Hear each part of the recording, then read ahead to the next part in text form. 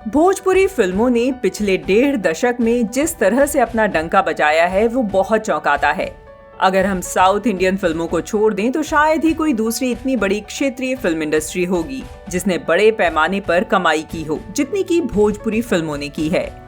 भोजपुरी फिल्मों को इस मुकाम तक पहुंचाने में कई सितारों का हाथ है और इन्हीं में प्रमुखता से पवन सिंह का भी नाम लिया जाता है।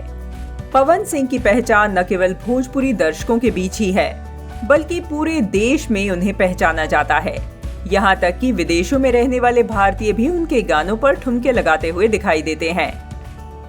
उनके गाए गाने लॉलीपॉप लागेलू को इंटरनेशनल लेवल पे भी सराहा जा चुका है। पवन सिंह से जुड़ी बातों को उनके प्रशंसक बड़ी बेताबी से जानने के लिए उत्सुक रहते हैं। पवन सिंह पढ़ने लिखने के बहुत शौकीन तो नहीं थे, लेकिन वे एक मिनिमम लेवल तक पढ़ने लिखने के इच्छुक जरूर थे।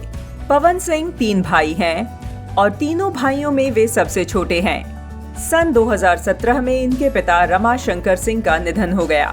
वे 74 साल के थे। आरा के पकड़ी स्थित आवास पर पवन के पिता का निधन हुआ था और उनके पैतृक गांव जोखरी में उनका अंतिम संस्कार किया गया। इनकी पत्नी का नाम नीलम सिंह था। इसको लेकर पवन का नाम काफी विवादों में रहा।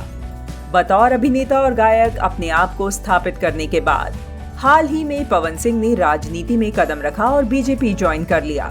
वो अपने आप को प्रधानमंत्री नरेंद्र मोदी का बहुत बड़ा प्रशंसक बताते हैं। पवन सिंह के फिल्मी सफर पर नजर डालें तो एक छोटे से गांव के किसान परिवार से निकलकर फिल्मों की चकाचौंध तक पहुंचना आसान नहीं था।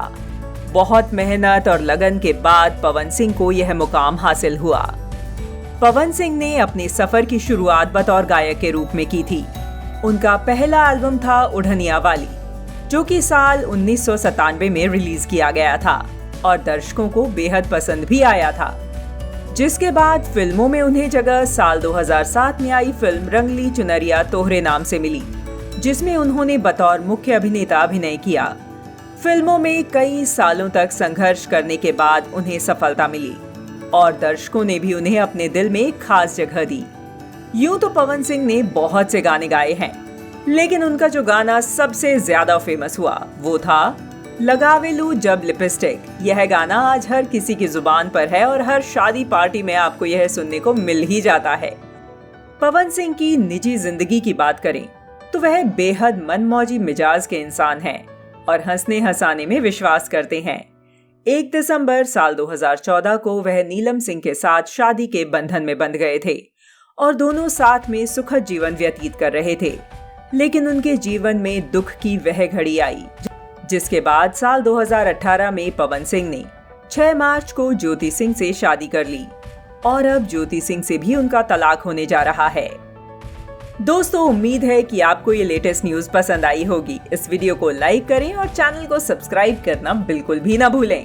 साथ ही साथ हमें कमेंट करके ये भी बताएं कि पवन सिंह की कौन सी फिल्म आपको सबसे ज्यादा पसंद है।